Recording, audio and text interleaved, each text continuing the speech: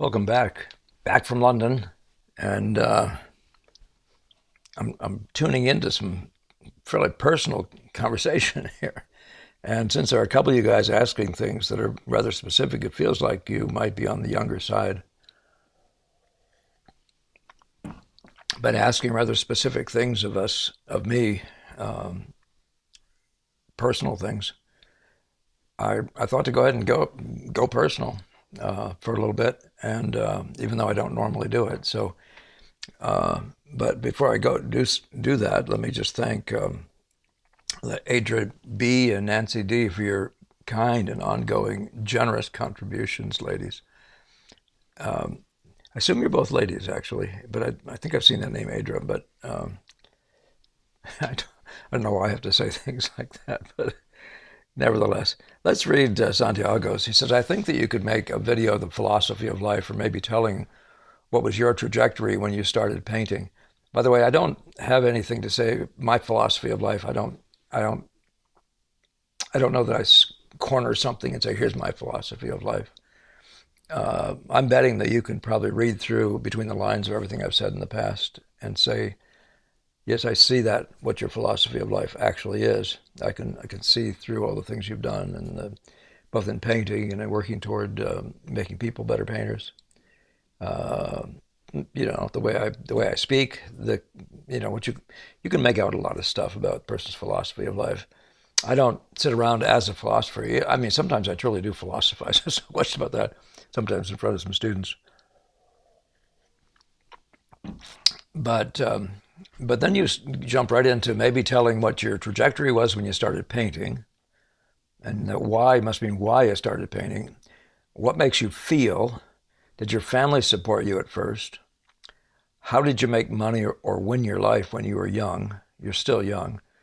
I would say that you have 47 years. I'm hoping you're right, except that I hope I'm not feeble because I've experienced a little feebleness, and I'm doing quite well not right now, thank you. But boy, that's not something to look forward to. And what makes you happy? And how do you respond to the dark of the world? And where do you find the light? Santiago, those are some serious questions.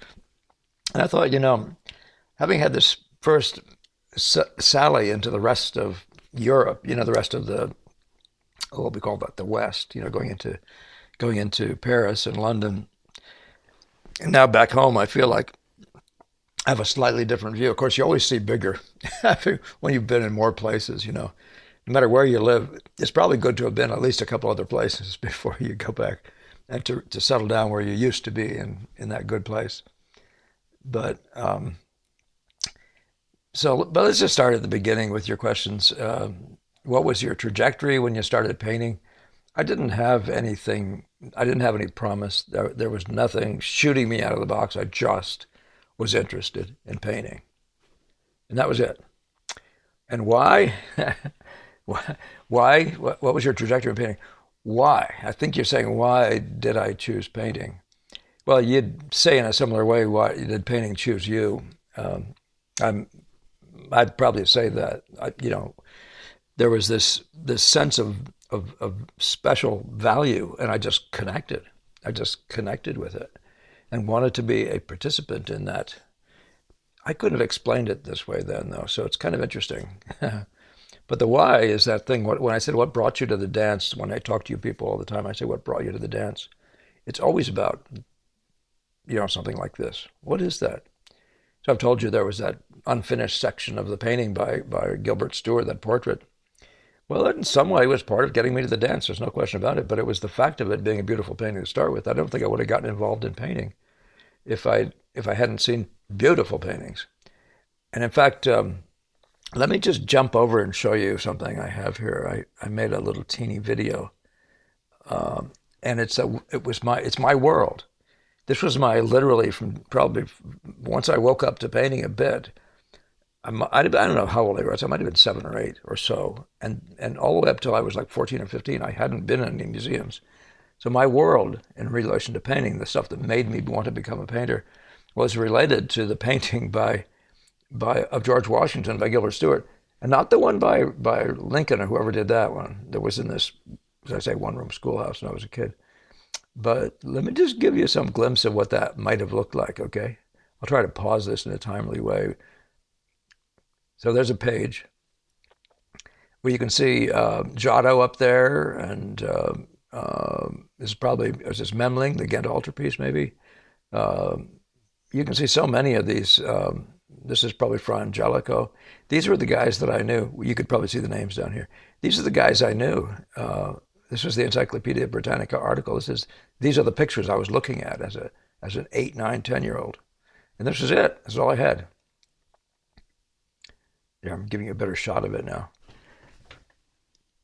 Yeah, it was a curiously useful experience.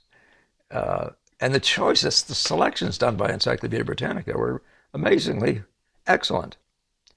So I ran into Dürer up in the upper right, Raphael down the left, and here, and Leonardo here and here. And this is Holbein, you know. And I'm going to tell you this is Van der Weyden, but I think it's not Van der Weyden, it's the other guy. Oh, gee. But you see what we got here. It's a mixture of the Dutch and the Italians from that era, like the 14s, 13s, 14s, somewhere in there. And so they're the Dutch. There's Veronese up here. That looks like oh, is that a Rembrandt? No, I can't tell you who that is off the top of my head. For some reason, it's disappearing. This is Michelangelo from the Sistine. This is the more couple of Rubens of Franz Hals. This is a Vermeer. Rembrandt. I was running into all these people already, and this is what I found. I didn't. This was my, you might call my uniform experience, my whole experience. I was like reading a book, but it was so well selected. Here's El Greco. I didn't have much use for him when I was young. Still don't much, actually. Not to say anything bad or anything, but things heavily in style have never much appealed to me as much as the straight and true, like a Christian model. But here's Chardin already in my experience. Look at that. But several of the French, of the British portraitists. This is probably David, but there's Boucher probably, Constable. I'm saying this because I can't see them really well. Watteau. I can't see these pictures really well from where I'm looking at them here. Hopefully you can see them adequately enough to see what I'm talking about. Go find this encyclopedia. I think these pictures, this version of their articles, they're on painting, lasted for quite a while. Let's see what else I had. I'm going to go past that one. We're going to look at the next. There we go. So it's Canaletto. Is that Tarbell down there, perhaps? And Lawrence, I would guess. Romney. Sorry, guys. These are starting to lose me. Even Sorolla. I saw Sorolla when I was that. Yeah, this was the one colored picture that I was fascinated by.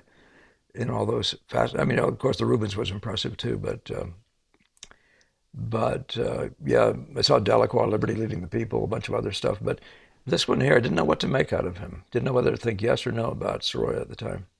Where most people, I did have a pretty good idea to like them or not to like them.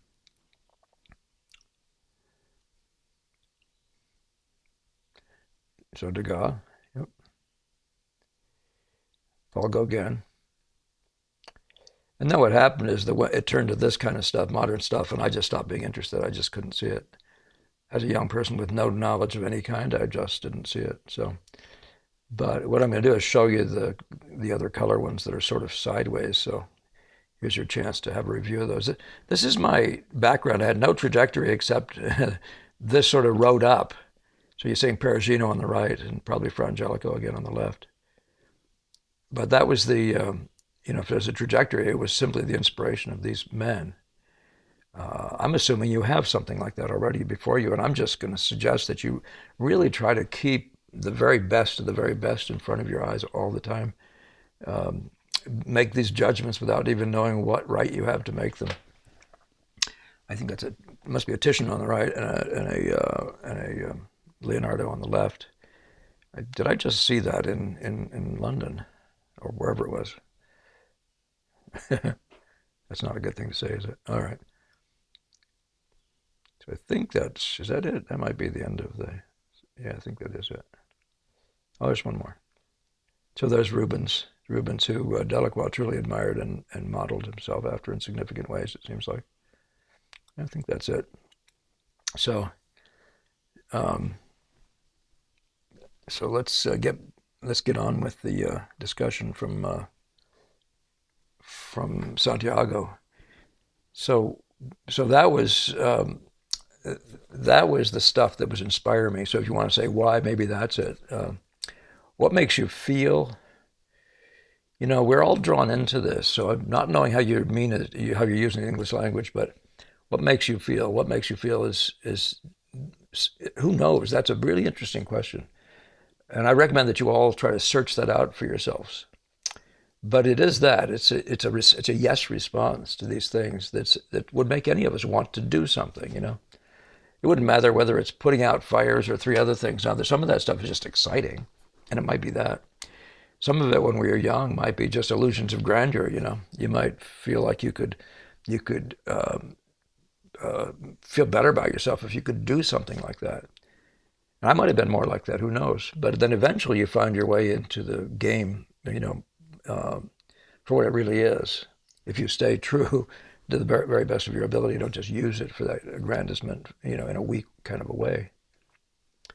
Did your family support you at first? No, I didn't have any support at all from family. I had to make whatever money I made on my own, and then had the good, you might say, fortune of being drafted in the Vietnam War. Didn't go to Vietnam or anything, but because of the 2 years I spent there, was able to go to the Art Students League, which was really my introduction to painting in a formal setting. And it was in New York City, so I met any number of the best painters there, and was able to be in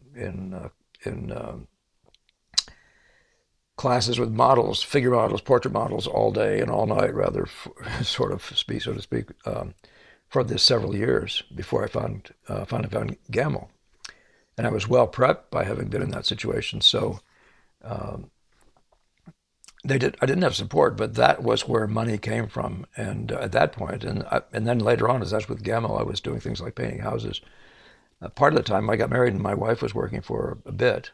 And but once we had children, that was a whole different story. She wasn't working, and so that. I was in my 30s by the time that was the case.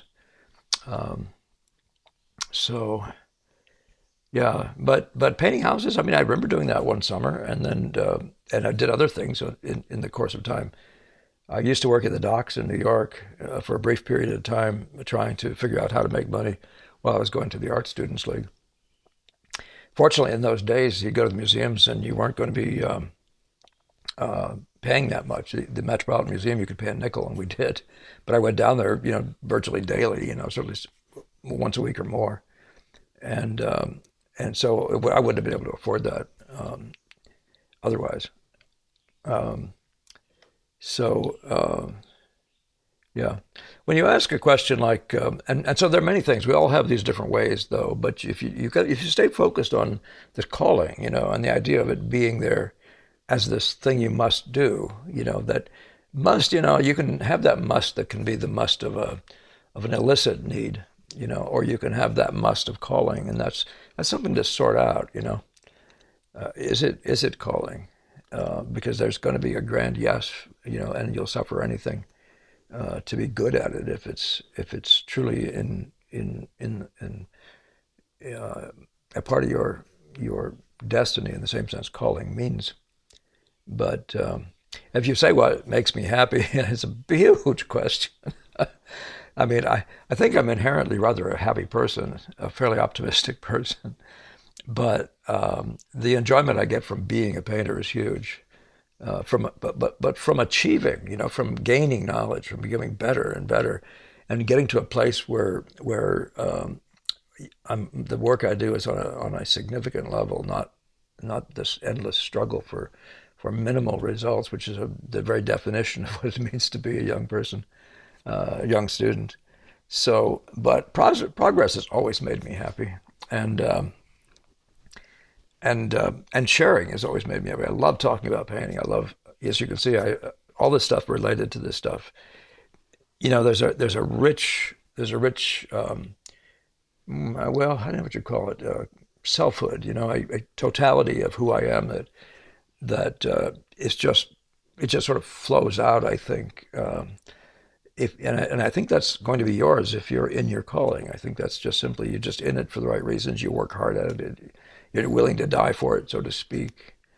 Um, Nothing else makes me happy, though, in the sense if you want to talk about happy, nothing makes me happy like nothing. Hot cars don't make me happy.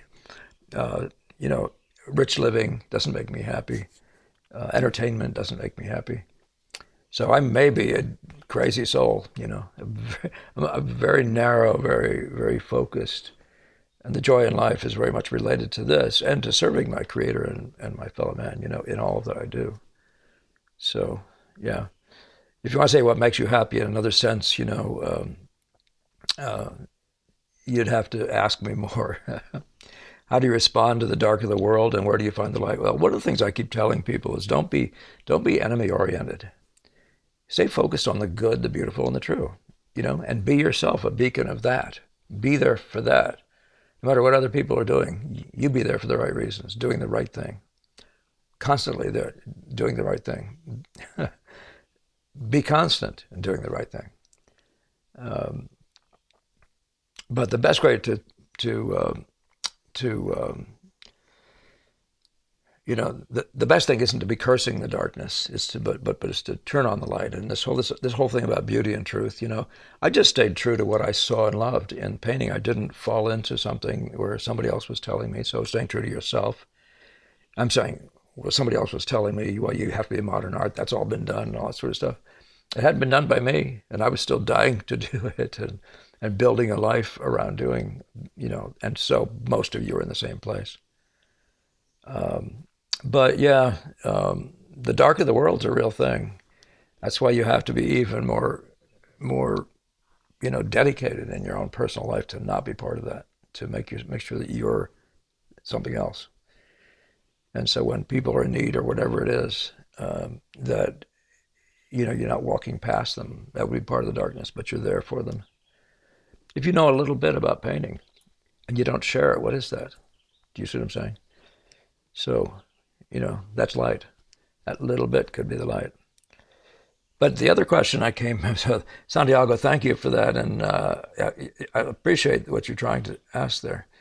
Dear Uncle Paul, Isa maybe E says, dear Uncle Paul, in this century you live in, you don't. This is, I think he's saying this like one lives in, but in this century you live in, you don't have much of an art circle. No one buys your paintings.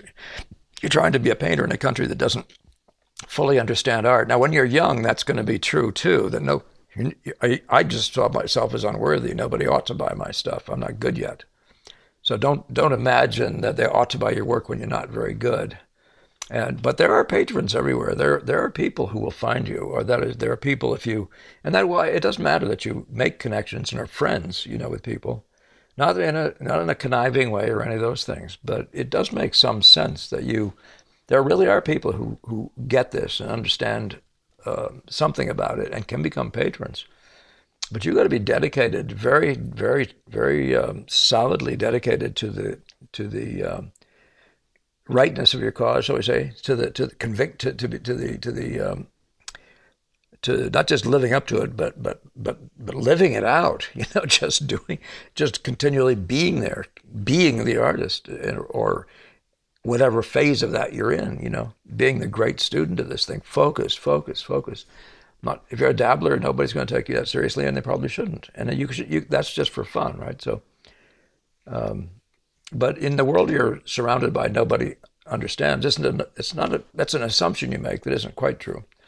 But they may not be able to afford art, and they might not be able to afford your art, and they might not especially be able to afford it when you're